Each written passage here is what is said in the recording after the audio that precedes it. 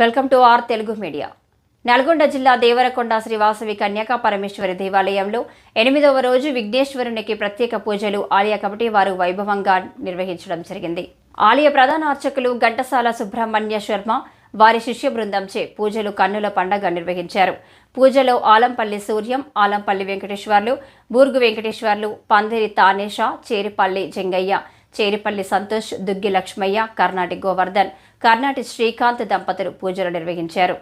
ఈ కార్యక్రమంలో municipal chairman Alampalli Narasimha, గౌరవ అధ్యక్షులు పానుగంటి మల్లయ్య, అధ్యక్షులు చీదళ్ల వెంకటేశ్వర్లు, కార్యదర్శి సముద్రాల ప్రభాకర్, కోశాధికారి కొత్త సుబ్బారావు, ఆర్యవేశ సంఘం సభ్యులు, ఆర్యవేశ సంఘం మహిళలు తదితరులు పాల్గొన్నారు.